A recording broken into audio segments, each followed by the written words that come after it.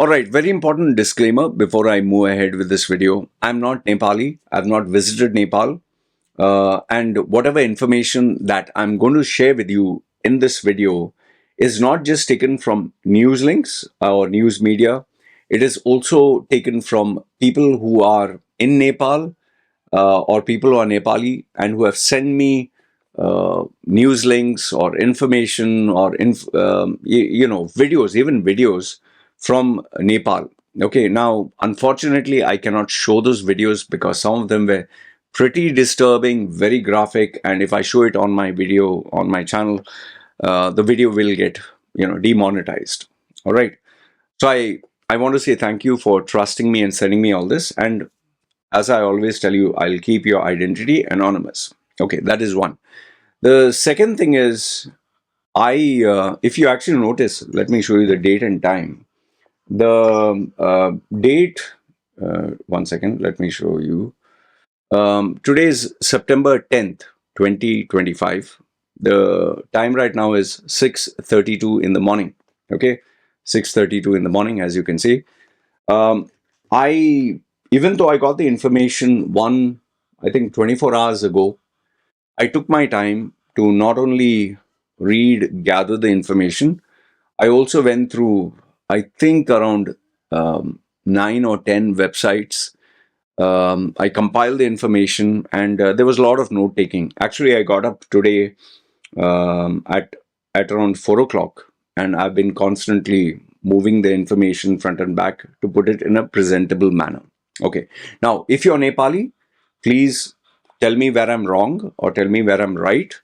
And if you know better, please educate not just me, but the people who are watching. And comment down below if you can. If you're in Nepal, and now the internet is, I think, on. I mean, the access to social media platforms. So, this is the only way we can communicate.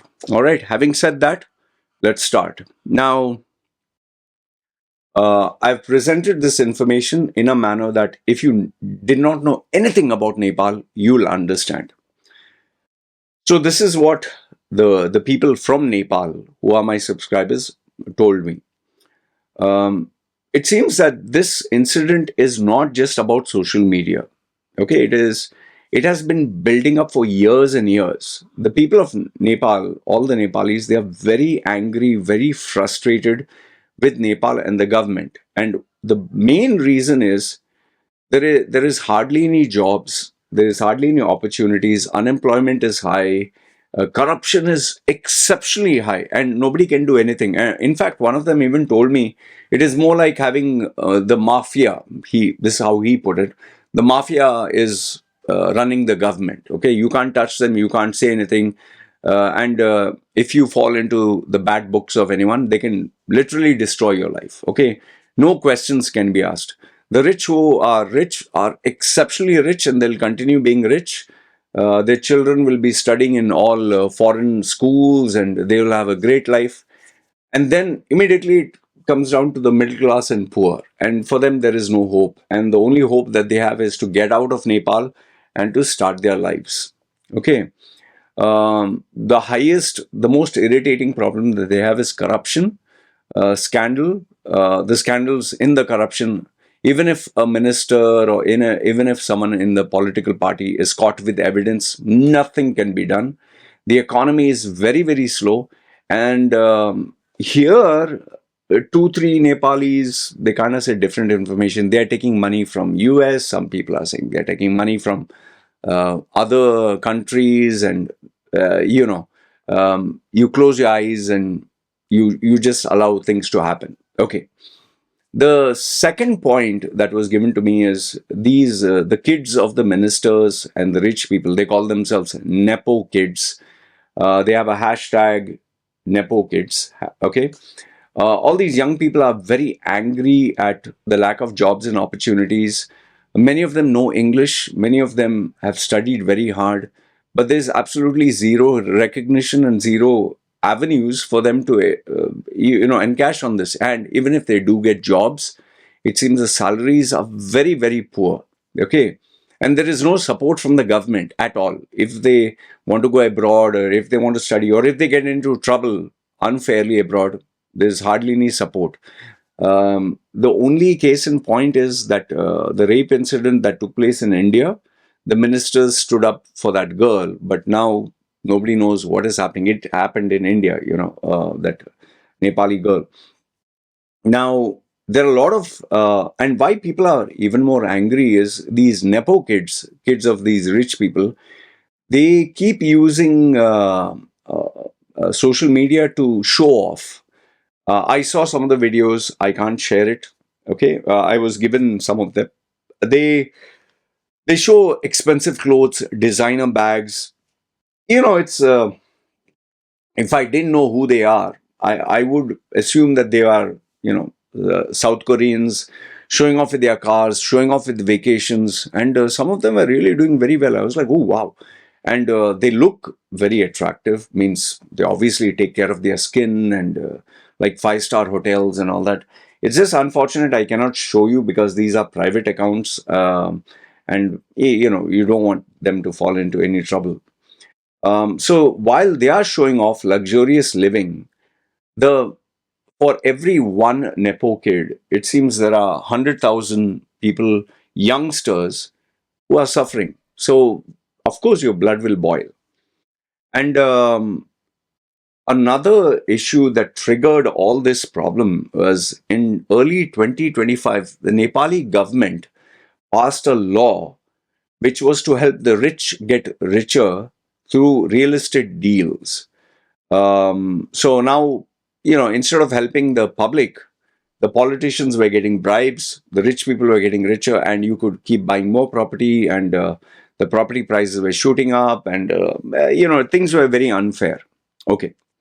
So until now, this is the summary of what happened before.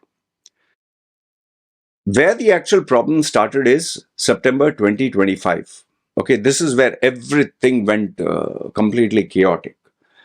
The spark, the major trigger for the protest was when the government suddenly banned 26 major social media platforms like Facebook, WhatsApp, Instagram, um, you know, even YouTube.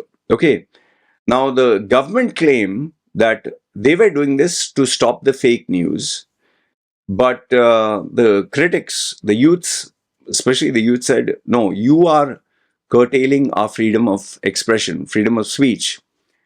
What the Nepali, followers or the subscribers told me is because they were highlighting what the politicians were doing, because they were showing what these Nepo babies were doing, children, the government didn't like this very much because imagine you're a father and your daughter or your son is being featured and criticized and being made fun of. And another thing is, they never expected that this new generation that has come up, they would be very interested in politics. Before, nobody cared about politics. But today, because of social media, the youth, the youngsters, the age of 20 to 30, they are very interested in politics, and they want the country to change. They want modernization. And because many of them are very fluent in English also, they want to make their presence known. I was given one or two video links of, Nepali influencers, and they were really trying hard to educate the public and make it aware of what the problems. And many of the politicians didn't like this because now more people were being encouraged. Out of all the platforms, TikTok and Viber, they compiled, but with the government request, but rest of them then didn't care a damn. So finally, and one of the core reasons why Nepalis got angry, it seems that there are out of the population of Nepal, 14 million people are on social media, and they are very, very active. And I personally know this because I know some of them keep using calls, keep sending WhatsApp messages, keep literally exchanging information. The number of messages that I got itself shows how active Nepalis are. Okay, so this was the spark that triggered everything. Like, at least they could communicate the ideas and use social media. And now you've stopped there in this total blackout. You log into your phone, you can't get any information. So people were pissed off. Now, how did the protest erupt? There is this NGO, Hami Nepal. led by this guy. If you look at the screen, his name is this guy, Sudan Gurung. Okay, he's the face of the new generation, and I was surprised to know that he's also a DJ, disc jockey. So he plays. So he kind of looks like the new modern type. Like if I were to look at him, I wouldn't look at him as a Nepali. I would be like, oh, who's this actor? Like he looks like. So he's a DJ. He's very modern, and he seems to be the face. By the way, this is his official page, I think, on Instagram. So he he does a lot to communicate with the people, and he's looked upon as the choice of the new generation, of Nepal. You can see Nepali adventurer, travel, DJ, entrepreneur. He's the founder and president, and he has a GoFundMe link. Okay, so this chap, 36 years old, pretty young and very dynamic.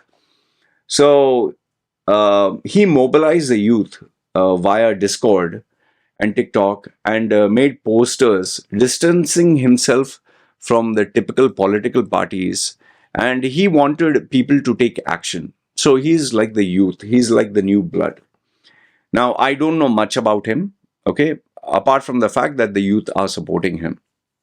Now, he mobilized a lot of the youth. Youth groups like Hami Nepal organized thousands of young people, including students, and they used the platform of Discord and TikTok before the ban. Okay, that is how they used to communicate.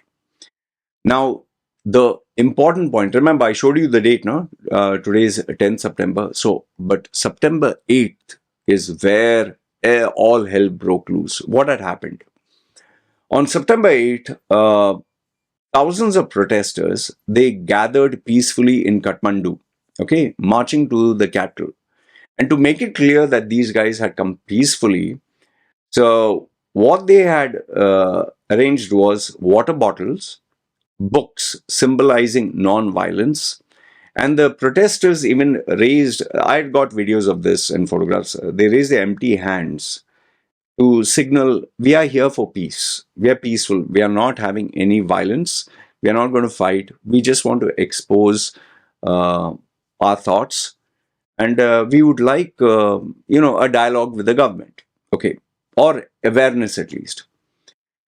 So until then everything was fine, but then suddenly it seems the police who were stopping the protesters, it seems the protesters, they started pushing, okay, the barricades, which is normal, and then people started climbing on top, and that is where, when suddenly when they started to climb on top, and fists and physical force started to uh, break out, immediately the police erupted. Now this is where it gets very shocking. This is the video I cannot show. Police actually used live ammunition. There were no rubber bullets. There was tear gas, water cannons, uh, and many people claim that they were given shoot on sight orders. I saw some of the videos. Oh my goodness, it is more like a horror kind of a movie. The amount of carnage, blood, it is like you would not believe it. The way like people are being shot. And I searched online. There were not many. These videos are not allowed. Okay. So 19 students, 19 protesters were killed. Some say 20. 100 police were injured. Hundreds of protesters, it seems, were also injured, and they needed medical treatment. And then some were fatally shot in the head or chest. The most tragic one was a 12-year-old child was killed. Okay, so this is September 8th. Now September 9th, that is yesterday. Because of this, when you're talking of someone who's young and their blood is like, boiling hot with testosterone, they are not going to keep quiet.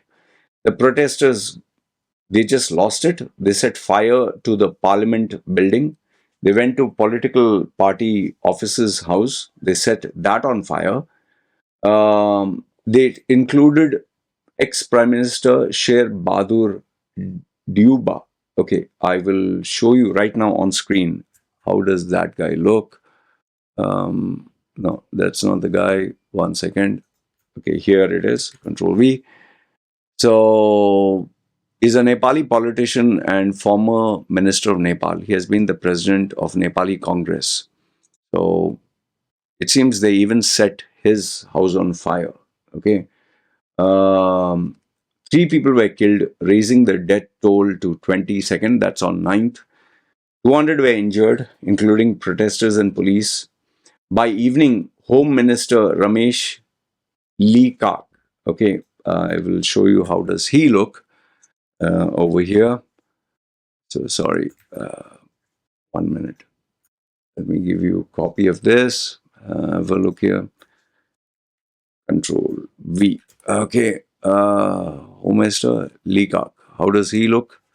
So this guy, even his house was set on fire, and he resigned. He's a home minister after the deadly protest. And then you have an agricultural minister who is Ramnath Adhikari. Okay, let's go to another one. Let's see how does he look. So he's the minister. I think they have all resigned out of fear. Now I'm not too sure whether they are the good guys or they are the bad guys. That you'll have to help me understand. But I can definitely tell you that they have resigned out of fear because obviously, it seems also there was a lady minister's wife who got killed, or her house was set on fire and she's seriously hospitalized. Okay, so protesters, they torched vital government sites, homes of leaders, parliament, Supreme Court, prime minister's residence, president's home, and the leader, Oli, this guy, this KP Sharma Oli, it seems that they even set his residence on fire. And finally, when they didn't have here, you can see it looks pretty graphic. This one, they set it on fire. This is really terrible what is happening. Okay, so now army helicopters were sent to rescue them. And there was also a video which is online where they show the army people taking them to safety. So it comes down to today, September 10th. So Prime Minister KP Sharma Oli has resigned, and what he has stated is he wants to pave the way for a constitutional solution. Well, obviously now it's too late, and you have lost control of the country, so you need to save face. He expressed sorrow for the lives lost, promised compensation and free treatment of the injured, and ordered a 15-day investigation. Once again, it is too late because people are pissed off with you and people don't trust you anymore. The government lifted the social media ban, restoring access to platforms like Facebook, Instagram, and YouTube. Once again, too late because you just triggered a spark. It's like you put, match in petrol or gasoline. Once it sets on fire, you can't. And when you have years and years of anger and resentment boiling inside, it'll explode one day. Earlier, Home Minister Ramesh Leekak also resigned. I showed you this guy. Is this the guy? Leekak? No, Leekak is this chap. Okay, he resigned. He took responsibility for the crackdown. Other politicians are also stepped down and gone into hiding because they are afraid. An indefinite curfew has been imposed in Kathmandu and nearby areas, and airports have been shut down. Even in Dubai, they have cancelled a lot of flights. In fact, when I spoke to the Nepali guys, the subscribers, they said that they have informed their relatives to stay at home, don't come out. They are very worried. They're very, very worried. And they're very angry. They're just angry. Some of them will be very surprised. They just didn't want to talk about it. So I can totally understand this.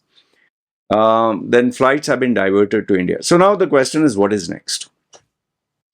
So one is the protests are still continuing. The Prime Minister's resignation, and even though social media ban has been lifted, the protests are not stopped. People are still angry. They have declared that resignation is not enough. They want a broader systemic reform, which I don't know how it's going to be done or what they're going to do. Ask everyone to resign. Are you going to be like Bangladesh or Sri Lanka and total revamp of the system? But then again, it takes time. Like even this guy who's a DJ, does he know how to run the government?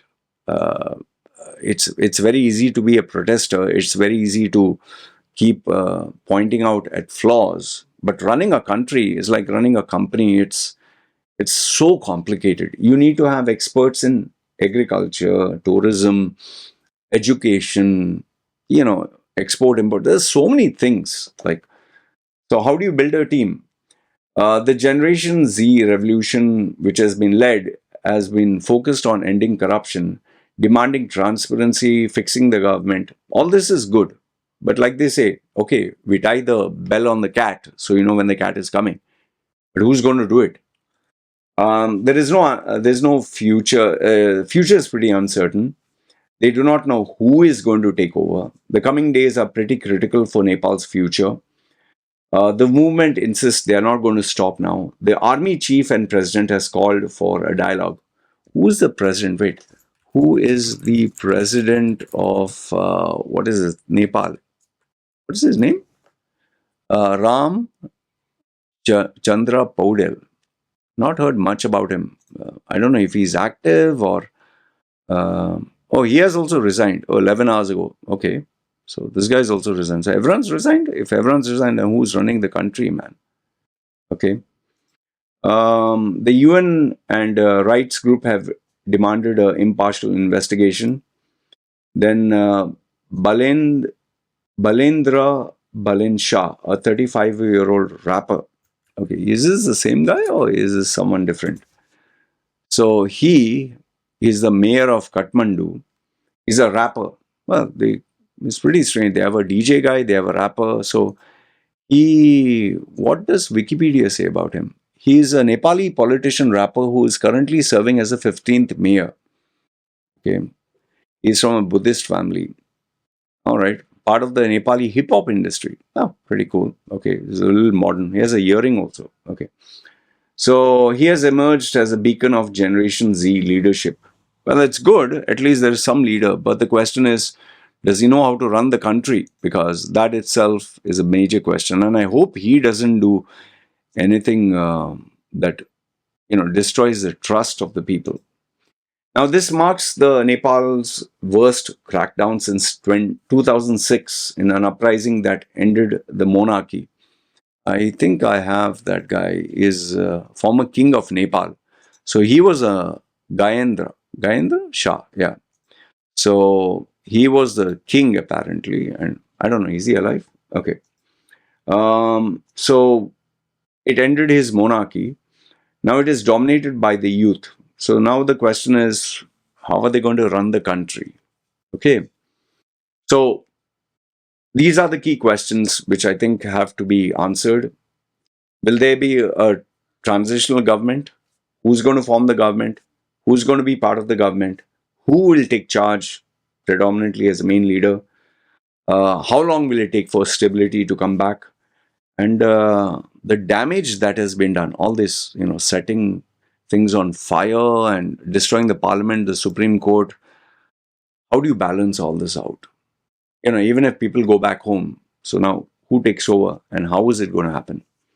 So yeah, this is all that I know in terms of what is happening in Nepal. I appreciate the subscribers and the people who follow my channel for sending me all the information, photographs. I'm sorry I could not share the photographs and the videos. Some of them are really too bloody. It was too much of blood and violence. But I understand where you're coming from, and I really hope there's a solution, because speaking to the people itself on the call, they were very worried.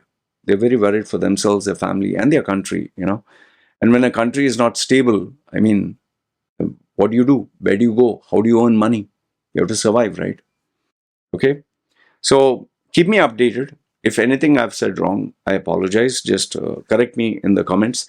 And feel free to please communicate, because that's how we come to know what is happening. And I hope this video did justice to what you guys expected out of me. Keep sending me information, and as and when it is updated, I'll create the next video. Good, bad, ugly, please feel free. Comment down below. This is me signing off. You guys take care.